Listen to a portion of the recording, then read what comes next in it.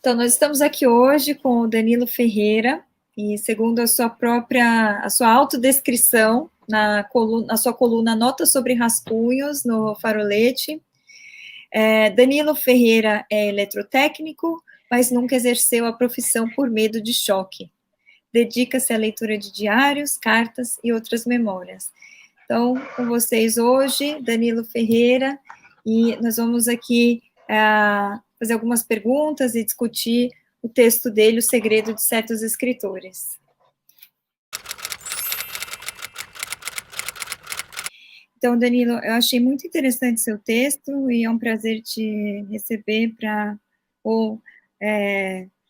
conversar com você sobre ele. Uma coisa que me impressionou muito no início do seu texto primeiro, a quantidade de perguntas que você coloca para si mesmo sobre o que é um rascunho e nunca tinha pensado sobre isso, então não imaginava a dimensão filosófica que essa ideia de rascunho e de escrita, uma outra ideia de escrita poderia ter. Então, eu queria que você comentasse um pouco da onde que veio essa sua ideia de escrever sobre os rascunhos. Então, Mayra, eu que agradeço conversar com você. Não saberia dizer de onde veio a ideia de rascunho, né? Mas eu fui convidado pela revista para fazer uma coluna que envolvesse a questão da escrita, foi o pedido, né? E relacionando isso com literatura. E eu fiquei sempre pensando de que a primeira ideia de que todo mundo que escreve passa por esse dispositivo do rascunho, né? Mas é um dispositivo que a gente quase não medita muito sobre ele, né? Ele é sempre uma espécie de esboço, diferente talvez das artes plásticas, onde o esboço e os rascunhos são importantes. Na escrita ele quase não aparece como objeto de estudo, né? Ou raramente aparece. E eu fiquei fazendo essas perguntas, né? Será que o rascunho ele pode ser tomado para além de simplesmente um esboço, né? A gente pode considerar ele em outras dimensões, né? E daí que eu expandi essa ideia do rascunho como um manuscrito, né? Todos os manuscritos não publicados, eles talvez cumpram outro papel, né? Não esse da exposição ou da comunicação. E foi daí que surgiu a ideia do primeiro texto para apresentar a coluna, falar daquilo que é mais de básico na atividade da escrita, que seria o rascunho, né? Interessante você colocar como mais básico, porque eu acho que está ali, né, no seu texto, a ideia, tem uma ideia de um porquê escrevemos. Então, por que esse processo de rascunhar, ou mesmo de escrever para si mesmo, ou de ter uma primeira versão do que algo, como um texto vai ser no final, por que isso é importante e por que isso não é restrito o rascunhar ou escrever para si, não é restrito a escritores famosos, né? E é algo que é possível se fazer de si para si, né? Então, acho que existe toda uma temática da escrita de si, né? Ou da escrita como um dispositivo de conversa consigo mesmo, né? E tal, que não passa, como você disse, pelo esse outro tipo de escrita, que é a escrita que a gente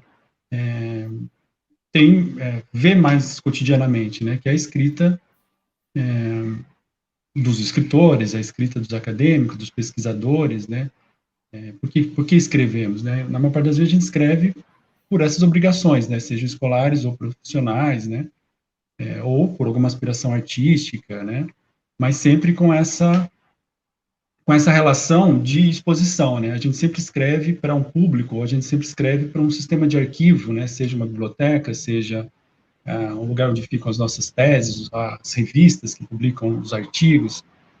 Mas existiria uma outra escrita ou melhor, existe essa outra escrita que é uma escrita completamente desinteressada, me parece,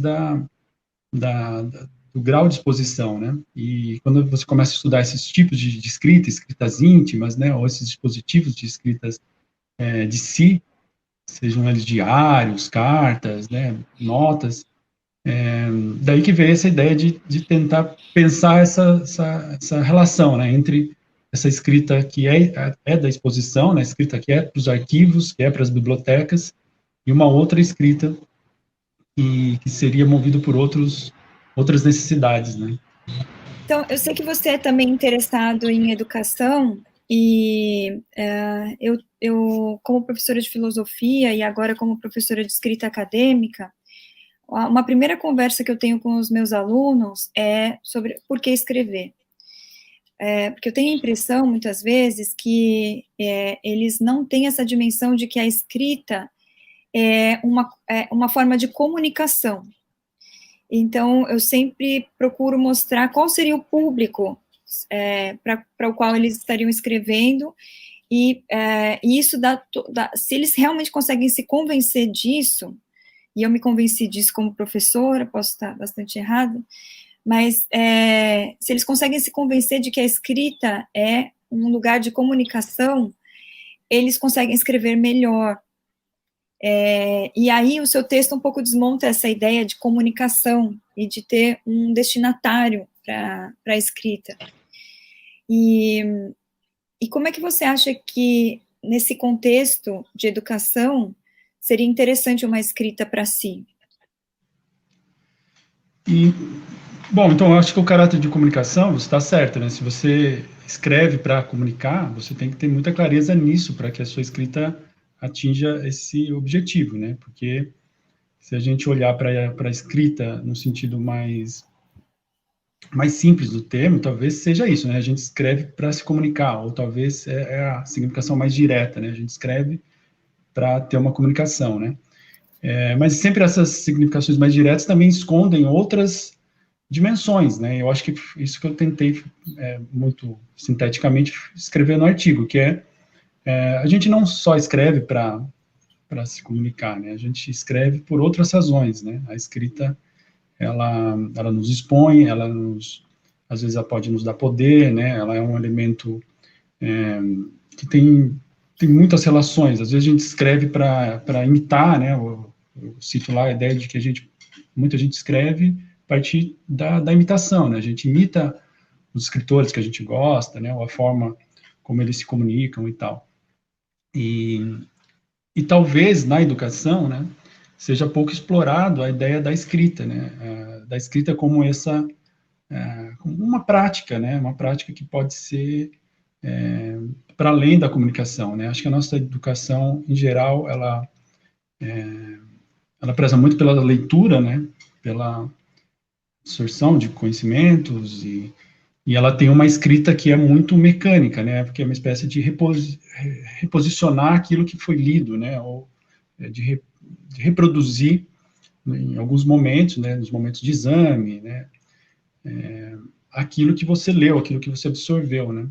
E uma outro tipo de escrita que, enfim, desde uma escrita mais criativa, ou uma escrita que passa por esse dispositivo mais íntimo, né, isso é meio negligenciado, né, eu acho que o nosso sistema de educação, ele não,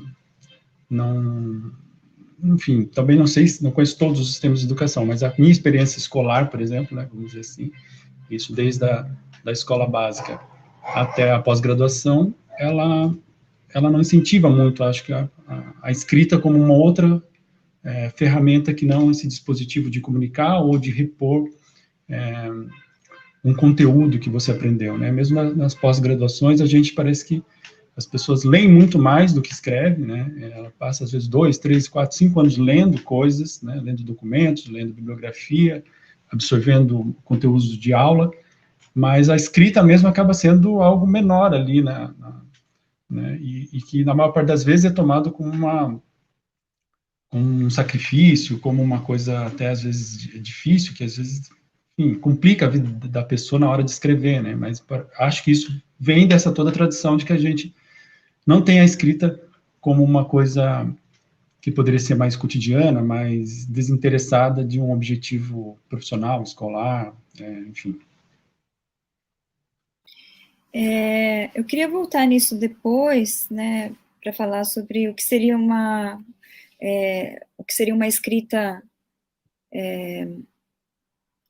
que não passa pela ideia de comunicação, mas eu queria comentar uma parte do seu texto, e achei muito interessante. Você falou que você costuma ir às bibliotecas e folhear os livros de trás para frente, como se eles fossem, como se numa roleta da sorte, eles fossem te trazer alguma inspiração, enfim. Eu achei muito interessante, porque eu não faço exatamente isso, no começo de trás para frente, mas vou também ali, às vezes, no folhear dos livros, você enfia o dedo numa parte, né? E aí abre naquela parte. Então, queria que você falasse um pouco mais sobre essas leituras furtivas, se é que assim a gente pode falar, que acontecem nas bibliotecas, as suas em especial, e como que a gente cria relação com outros contextos por conta desse hábito. Então, eu acho que esse episódio lá narrado tem esse efeito de mostrar que o próprio artigo ele surgiu de um acaso, né, de uma necessidade de ter visto enfim, em cima de uma mesa um volume que eu não conhecia, e aí você olha aquilo, né, e eu gosto muito disso, de folhear o livro meio ao acaso, assim, e abrir uma página. Na maior parte das vezes você não encontra nada, né, enfim, que te inspira, mas às vezes é isso, às vezes você encontra uma citação, uma reflexão, um trecho qualquer que te coloca em pensamento, né, que te coloca em escrita. E isso não só com folhear livros, né, mas eu acho que com tudo aquilo que pode incentivar você a, a escrever, né. Eu não sei se existe uma relação direta entre você ler e querer escrever, né. Eu acho que a vontade de você escrever, ainda mais esse tipo de escrita mais desinteressada, assim, né, ela surge sempre meio ao acaso, né, ela surge sempre dos imprevistos, das coisas que você encontra, dos sentimentos que, por algum momento, estão atravessando você, né, que, na maior parte das vezes, não são sentimentos nem tão bons ou bonitos, né, mas esse tipo de escrita íntima, muitas vezes, é isso, né, uma espécie de escape para coisas que não caberiam em outro lugar, né, ou seja, é uma prática íntima, né, então por isso que ela não está destinada à comunicação, né. Porque me parece que o fato de você querer imprimir num papel, ou querer exteriorizar de alguma maneira o conteúdo dos seus pensamentos, me parece estar relacionado, sim, com uma tentativa de comunicação. E se não é uma comunicação com outros, se realmente aqueles rascunhos estão destinados ao engavetamento ou ao seu fim, me parece que esse processo é um processo ainda assim, não sei se a gente teria que expandir demais o conceito de comunicação para que coubesse nesse caso, para que abarcasse esse caso, mas me parece que é uma comunicação interna, uma comunicação que seria mais difícil se fosse feita simplesmente no pensamento. Você poderia Não, acho que comentar você está sobre isso? certa. Eu acho que talvez porque a ideia de comunicação, como você disse, se a gente expandir, né, essa ideia, em alguma medida é uma comunicação, né? Mas eu acho que talvez seja menos a comunicação e mais a negação, uma exposição, né, uma exposição direta, né? E nesse sentido, eu acho que sim, né? Não sei se existe uma regra, né? Tipo, para essas práticas que a gente assume, né? E que seja exatamente para produzir alguma coisa, né? Não sei se tem uma relação direta entre escrever assim e produzir pensamento, né? Ou escrever assim e se sentir aliviado, uma espécie de prática terapêutica, né? Eu não sei se tem essas relações, assim. Mas eu gosto mais da ideia da coisa meio inevitável, né? Daquela coisa contingente, mas também inevitável. É uma força que atravessa e que cada um vai encontrando uma singularidade nisso, né? Pequenas práticas que podem propiciar essa espécie de diálogo, né? Dessa comunicação, né? Que seja uma comunicação com o papel, com o silêncio, né? Em última instância, é um diálogo com o tempo, né? Com o tempo das nossas vidas, né? O que a gente está fazendo com esse tempo, né? A gente usa esse tempo, e às vezes, ou pequenos tempos dentro do nosso dia, do nosso cotidiano, para exercitar algumas coisas, né? E acho que, né, no texto, tento trazer isso, né? Tipo, uma escrita, essa escrita íntima, essa escrita completamente destinada ao esquecimento, né? Ou pelo menos que não é destinada, a princípio, a produzir memória, a produzir essa comunicação pública, né? Ou a produzir nenhum tipo de resposta escolar ou profissional, né? Que é o mais comum quando a gente pensa que as pessoas escrevem, né? Essa é a parte que eu fiquei mais chocada no seu texto. Porque a gente sabe, né, que sentar no divã, e em todas as terapias que envolvem a uso de narrativas, de linguagem e tal, por que isso não poderia ser visto como uma terapia? Ou poderia? Você simplesmente não Não, vê isso para você? não, eu acho que sim, pode ser visto, eu acho que é tomado como isso, né? A forma como a gente se relaciona com nossas narrativas, né? Há muito tempo, ela é tomada como uma possibilidade terapêutica, né? Mas isso também é histórico, né? Eu acho que nem sempre isso foi a principal, né? Ou se buscou tirar dessa prática essa relação entre a vida e uma prática terapêutica, né? O que eu destaquei é que geralmente não é, enfim, é possível ter outra perspectiva que não essas que passam pela coisa terapêutica, né? Ou pelo menos eu não saberia dizer que se existe exatamente uma relação, por isso que eu também não posso afirmar, né? Mas você, por um acaso, eu sei que você é um engavetador de rascunhos. Você volta aos rascunhos? Não, acho que a gente vai colecionando, né? Como toda coleção, talvez. Eu gosto muito da ideia de pensar isso, esse tipo de escrita como uma coleção, né? E eu acho que as coleções elas vão sendo produzidas, né? E o colecionador sempre volta a elas, por isso que ele também coleciona, né? Mas muita coisa do que se produz por uma coleção acaba nem sendo aproveitada pelo próprio colecionador, né? Às vezes vai sendo esquecido mesmo, né? E pensando isso, né, de forma ampliada,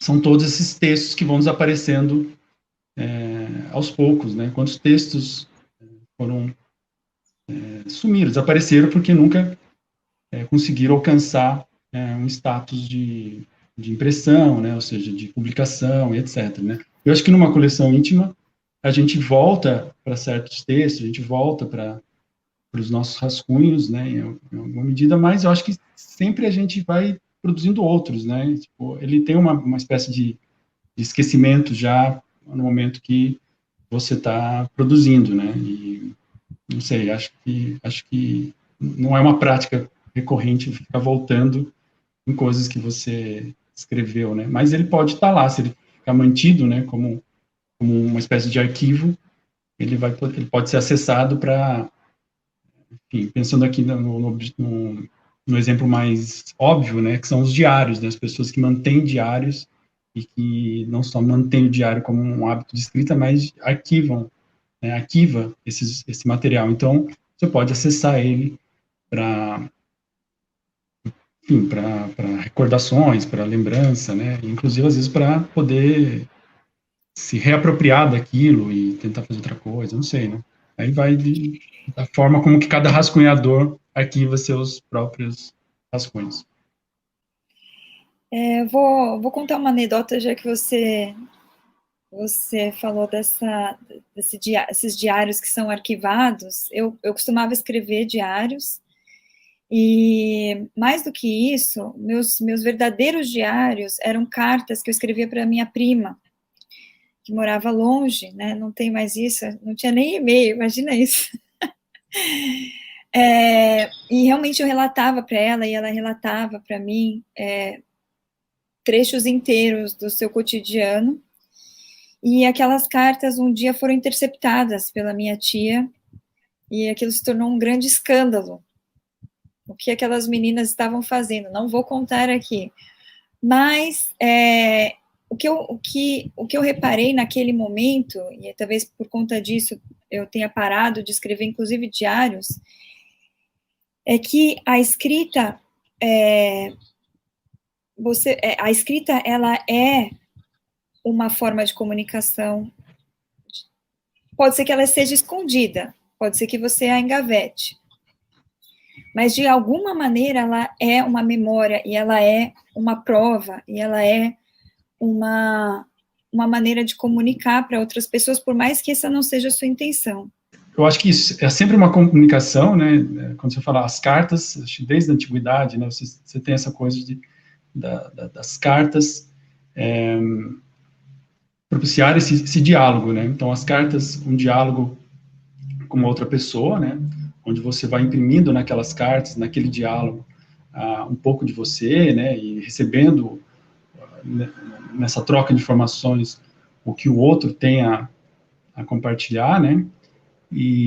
Mas esse exemplo que você deu da carta pode ser interceptada, né? Ela pode ser também, a pessoa para quem você, o destinatário, ela sabe, sei lá, como ele está arquivando aquilo, né? Ou para quem ele está mostrando, né? E isso faz parte dessa tensão, acho, entre a escrita como um dispositivo ali íntimo mesmo, né? E a forma como que ele pode ser interceptado, né? E aí, tentando fazer um diálogo com o mundo contemporâneo, né? É que todas essas práticas, as cartas, né? Que a gente escrevia sem, às vezes, saber o tempo de resposta, o tempo que chegaria ao destinatário, né? E tudo isso tinha um tempo, né? Você sempre escrevia meio que para o futuro, né? E esperando por um futuro, por um outro tempo, receber uma resposta, né? E aí que eu acho que é outra dimensão que tem lá no texto, que é a partir do momento da chegada da internet, né? Dessas ferramentas de comunicação instantânea, é uma outra abertura, que é uma espécie de escrita íntima e pública ao mesmo tempo, né? Que muita gente tentou ou faz, né? O tempo todo, né? A gente nunca escreveu tanto, acho que na história, como depois da chegada dessas formas, né? Desses meios que estão disponíveis na internet, né? E como, desculpa te interromper, mas você falou nunca se escreveu tanto, mas no seu próprio texto você traz essa questão que eu acho muito importante, interessante de se pensar. Talvez não seja que esse momento as pessoas começaram, nesse momento as pessoas começaram a escrever mais, mas simplesmente porque há uma possibilidade infinita de você publicar a si mesmo. Então, talvez, né, não tem como a gente acessar isso, milhares de textos iriam morrer se não fosse a internet. E, por outro lado, essa é a questão ainda mais fundamental, o quanto esses textos escritos na internet continuam sem ter um destinatário, continuam sendo um rascunho, um conversar consigo mesmo, como eu estou querendo dizer, né? Você não confirmou essa minha visão da coisa, mas um conversar consigo mesmo, mais do que um conversar, uma comunicação com os demais, porque quantos blogs estão aí e não são lidos, né? Os próprios textos que a gente escreve no WhatsApp, no Facebook, o que eu percebo muitas vezes é que esses textos não são integralmente lidos, não são integralmente entendidos. Por isso também ocorrem tantas disputas, especialmente no WhatsApp, você quer dizer uma coisa, escreve mal, ou é lido pela metade, e aí você não comunica aquilo que você queria comunicar, ou os seus próprios pensamentos não estão formulados para si mesmo, então fica difícil de comunicar com os demais. Mas, enfim, esse grande repositório que você fala, né, que é a internet, essa outra possibilidade, isso nos dá a impressão de uma publicidade, muitas vezes, mas essa publicidade não acontece essa verdadeira comunhão de almas em torno de um pensamento que poderia acontecer com a escrita. como a gente, né, na filosofia, nós lemos os filósofos, e nós prestamos muita atenção, nós lemos e relemos, e se nós não entendemos, pensamos, eu não entendi, mas ele quis dizer alguma coisa. Mas eu acho que isso não se passa nesse momento nas redes sociais e nem nos outros textos mais profundos que estão ali na internet, sem uma curadoria, né? Porque a ideia de curadoria, a gente vai inclusive explorar isso depois com o Giovanni, numa outra entrevista, o que é o editor? Ele vai dizer aquilo que é bom e o que é ruim. E o que é bom vai ter não só publicidade, mas vai angariar um público que entende que aquilo precisa ser entendido. Então, essa disponibilidade completa de publicidade talvez seja uma ilusão. Eu acho que Então, você comunica no seu texto isso, eu tive a impressão. Porque lá, né, tem essa coisa do personagem, né, que é do romance, né, o romance chama Biblioteca da Graça, e ele é essa pessoa alucinada pela ideia de que ele precisa se imortalizar, né, por meio justamente da publicação, né.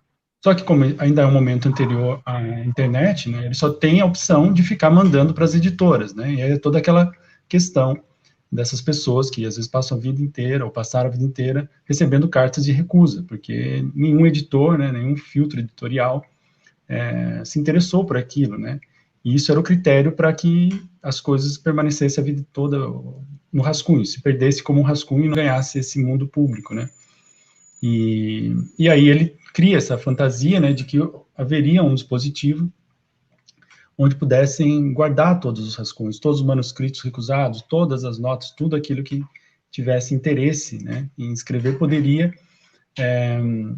disponibilizar, né. É claro que é uma espécie de sátira, né, acho que o livro é de 1993, então ainda não tinha a internet do jeito que a gente conhece hoje, mas já existia uma espécie de gêmea ali, né, então é claro que ele está dialogando com as tecnologias, né, mas a internet hoje, ela se tornou isso, né, a concretização desse dispositivo fantasioso que o personagem cria para poder escapar do esquecimento, né, porque qualquer um pode colocar lá, né, como você falou, os blogs, enfim, a gente escreve o tempo todo, ou nos aplicativos, ou na internet, né. Agora, esse repositório infinito não extingue os problemas da comunicação, eu acho, né, que muitas vezes não tem a ver só com a escrita, né? Quantas vezes a gente dialogando com alguém, a gente também não consegue se fazer entender, né? Por muito tempo existia a crença de que a escrita é uma espécie de rebaixamento da linguagem, né? Isso vem desde a filosofia antiga, né? De se pensar, porque a escrita, a nossa escrita, né? Ocidental, ela é uma espécie de representação daquilo que seria a voz, né? A fala, e talvez a fala fosse uma comunicação muito mais eficiente, mais direta do que a escrita, né? Mas, na verdade, o problema da comunicação não vai ser resolvido porque a gente melhora as nossas capacidades de trocar textos ou trocar informações, né? Talvez hoje a gente tenha mais problemas em produzir uma comunicação mais correto de se fazer entender do que no tempo das cartas, né? Que talvez a gente demorava um tempo para pensar em responder e etc, né? Essa é uma coisa. Eu estava pensando aqui na hora que você falou do rebaixamento que a escrita seria um rebaixamento. Eu estava pensando no texto do Kant, a resposta à pergunta o que é esclarecimento, e que ele fala que a liberdade pode ser expressa quando você se coloca livremente diante de um público letrado. Então, implicitamente está colocado ali que você deve se expressar por escrito.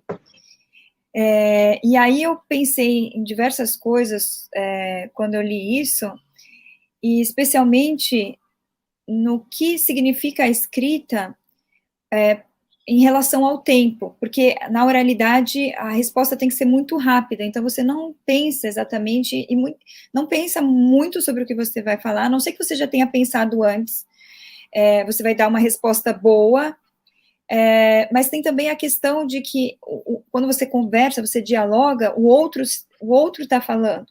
Então, quando o outro fala, você deveria dar a sua completa atenção para essa fala, mas no momento, quando você está ali em tempo real, você também está pensando enquanto o outro fala.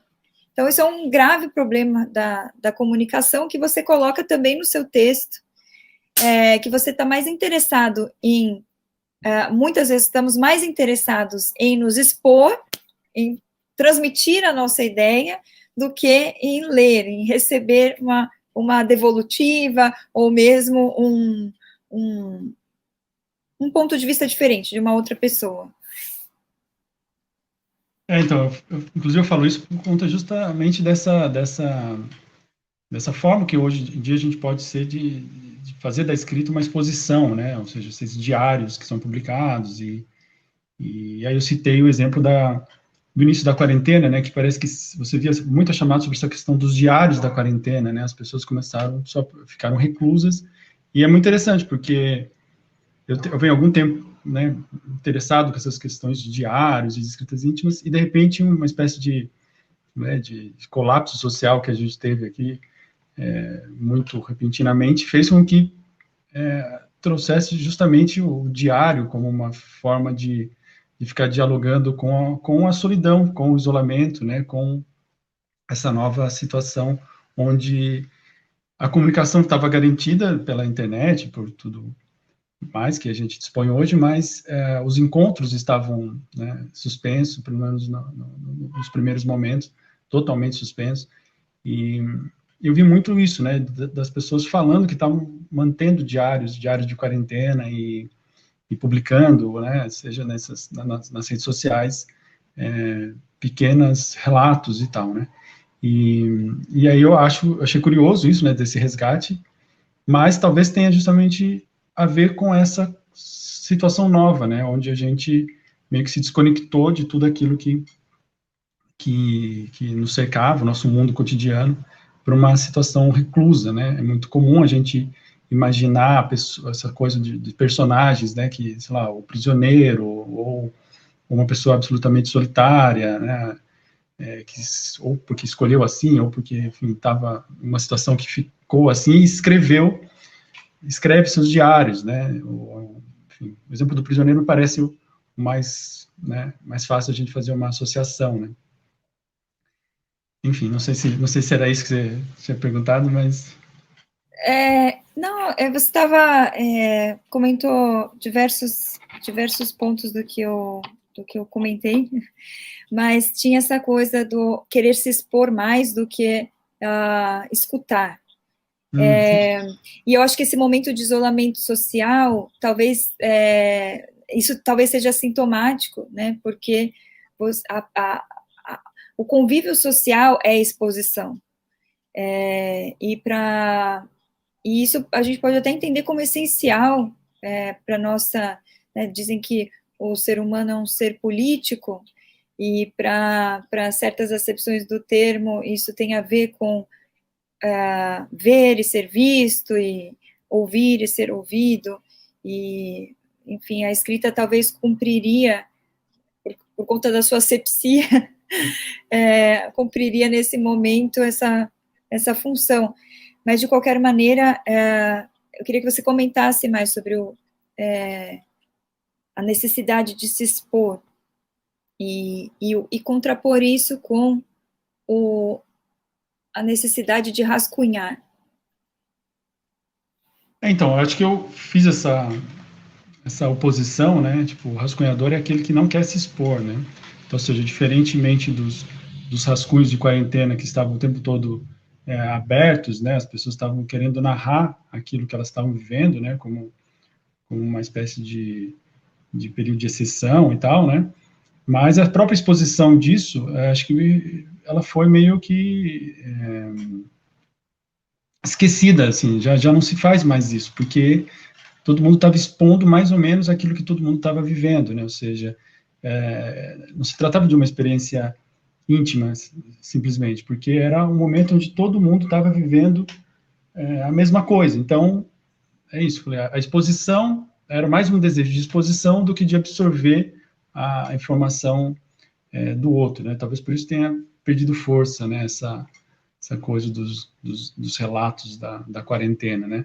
Não só porque a quarentena foi mudando, mas também porque acho que as pessoas, dentro desse período excepcional que a gente tem vivido, também foi às vezes cansando um pouco dessas narrativas, porque as narrativas eram muito próximas, eu acho, né?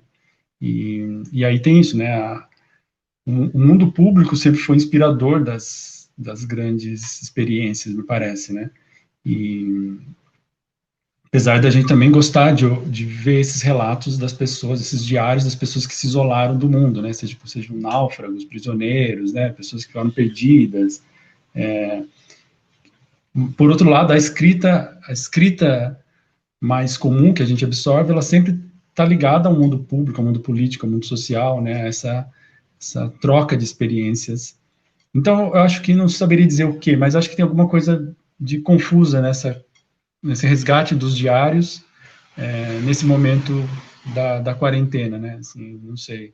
Eu não produzi nenhum diário de quarentena, mas não sei se as pessoas que produziram com essa atenção, com essa intenção de exposição, ou simplesmente com essa questão que tenho defendido no texto, né, de uma escrita que é justamente a recusa da exposição, né? Só um diálogo consigo, com o tempo, com uma prática cotidiana que independeria da situação, seja uma pandemia, seja uma festa de carnaval, enfim, qualquer situação, o rascunhador teria esse costume, esse hábito e essa reflexão íntima, né?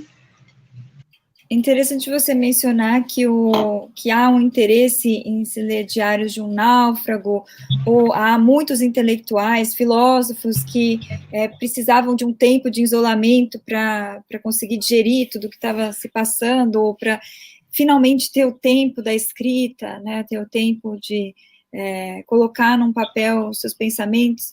A Hannah Arendt, ela tem uma fala dela, eu acho que é numa entrevista, que ela fala que escreve para entender. Ela escreve para entender e não em oposição. Aí agora eu não estou lembrada exatamente em oposição ao que ela coloca isso, mas eu consigo imaginar uma oposição a justamente uma oposição da maneira como você está colocando, não para publicizar ou para mostrar o quanto você entende sobre um determinado assunto, mas que a escrita, ela tem esse tempo mais vagaroso, que faz com que você organize a si próprio, organize as suas próprias ideias, organize as suas experiências. Então, poderia ser uma experiência nesse sentido. Você concordaria com isso? Não, acho que sim. É legal que você mencionou essa coisa dos escritores, né, dos filósofos, que eles têm essa necessidade de, muitas vezes, de se isolar e de depois narrar isso, né? Porque acho que faz parte também talvez de um grande mito, né, sobre a escrita, sobre essas pessoas, esses grandes nomes da escrita, né, que é essa espécie de exílio, né, de atividade introspectiva que ela pudesse, de um tempo, né, tipo, e eu acho que isso que a quarentena também, às vezes, no começo, tenha motivado muitas pessoas, né, porque as pessoas se viram, talvez, exiladas do mundo, né, e possivelmente teriam mais tempo, né, algumas pessoas privilegiadas que podem ficar mais tempo em casa, né, e que pode trabalhar de forma remota e que talvez não tenha muitas outras obrigações, como cuidar de filhos e etc., né, Mas eu não sei se isso, só o tempo vai dizer se a gente vai ter grandes obras de escrita públicas desse período de isolamento, né? Ou se, na verdade, comprovaria aquilo de que quando as grandes experiências públicas estão suspensas, né? Na verdade, você tem mais dificuldade de produzir uma escrita, né?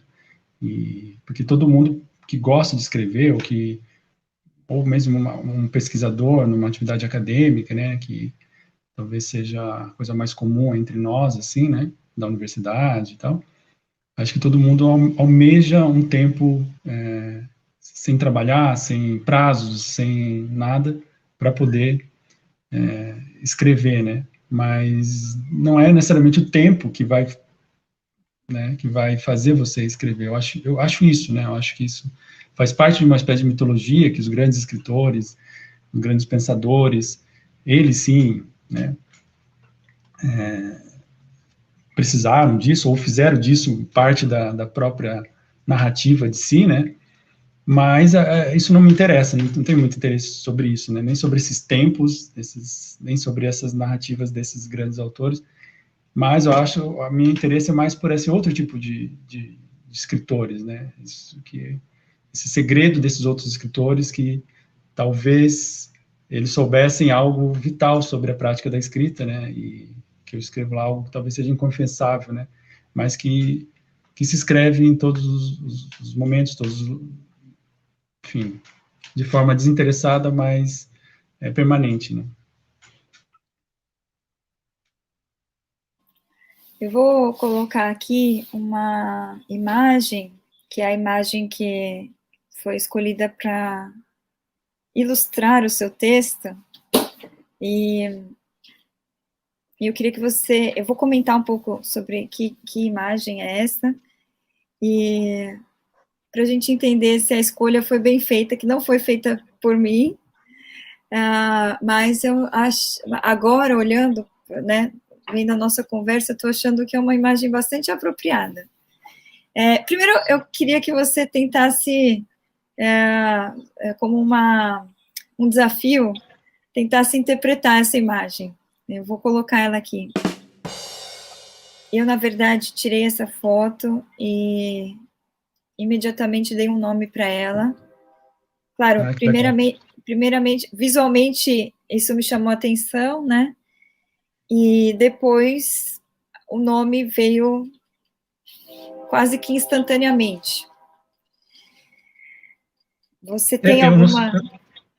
eu não, eu tô vendo ela muito pequena aqui, mas eu já tinha visto a imagem, né, na revista, e é curioso que, tipo, eu não sabia que foi uma outra pessoa que associou essa imagem, né, não, nem a fotógrafa, nem a pessoa que escreveu o artigo, e Foi o nosso editor. Foi o nosso eu achei, editor que associou. eu achei muito bonita a fotografia, gostei muito que ela foi colocada com texto, assim, né, mas sou péssimo em desafio, então eu não, você queria que eu adivinhasse o que é aquilo, porque eu consigo ver uma espécie de container com umas boias e o reflexo dessa imagem aparentemente na água, né? Não sei se é isso mesmo. Se Isso, eu estou vendo. exatamente. É um reflexo de um container na água. E só para te dar uma dica, eu vi essas bolinhas aí como olhos. Hum, Parece. E você deu qual então, nome? o nome Narciso. Ah, bom. E eu achei muito interessante, eu não sei, agora eu teria que perguntar pro Giovanni se ele fez alguma associação direta, eu não sei, eu acho que ele não teve acesso a esse nome, o título dessa fotografia, mas agora eu acho bastante interessante a relação dela com o texto, pode ser vista dessa maneira, claro que pode ser vista de outra maneira, mas a ideia de não se conter em si, né, de você querer, de você se enamorar pela sua própria imagem, e buscar a sua própria imagem de uma maneira um pouco torta até, né, tá aqui as linhas tortas embaixo, Então, achei interessante, só para finalizar, se tiver alguma coisa para comentar. Eu ia Achei que essa parabenizar você pela imagem... foto. Aliás, Uhum. você tem fotos muito bonitas e eu nunca tinha pensado nessa questão dos olhos, né? E de um reflexo de olhos. Só que depois que você falou, imediatamente agora eu fico vendo, né? Uhum. Essa relação é muito curioso como a gente passa a ver alguma coisa a partir de uma informação, né? E antes eu só tinha visto dois retângulos, né? E agora Uhum. tô vendo quatro Os olhinhos. olhinhos. É, que Exatamente. parece que eles estão me vendo, eu posso comunicar com eles alguma coisa assim. Muito, muito bom. Então, eu fiquei pensando sobre a escrita, né, esse processo de escrever, que pode ser justamente uma tentativa de se descobrir, né, da mesma forma que o Narciso estava tentando ali buscar a sua própria imagem na água, né. Então, isso surgiu, na verdade, nesse momento, eu já estava querendo fazer um desafio para você, como eu vou querer fazer com outros autores, especialmente na sexta-feira vai ter o Vidi, o ilustrador dos outros, dos textos seguintes, se ele, o que ele estava pensando e se aquilo realmente ressoa com o texto, enfim. Muito, muito legal. Essa associação de imagem e texto ficou muito legal e é sempre isso, né? Bom esse desafio, você fazer tanto para as pessoas que escreveu o texto ou para as pessoas que fizeram as pinturas ou as fotografias, né? Para saber essa relação.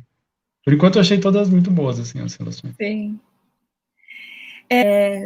Muito interessante, Danilo. Eu agradeço muito como leitora os seus 2 textos e não sei se a gente deve fazer algum comentário final. Você já falou que na sua coluna você vai trazer esses temas, né? Eu vou tentar sempre relacionar com alguma coisa nesse sentido, né? Ou com algum suporte, ou com alguma situação, ou com algum clichê mesmo do mundo das pessoas que escrevem e tal. Que estão relacionados com a escrita, certo? Isso, a ideia desde o início, né, o Não Giovanni. necessariamente. Mas não necessariamente, né? Mas tipo, que tivesse a escrita ou a literatura, alguma coisa assim, fosse o objeto principal, assim, né? Vamos ver se como vai acontecendo aí os próximos encontros, né? Que às vezes são muito casuais, muito Sim. acidentais.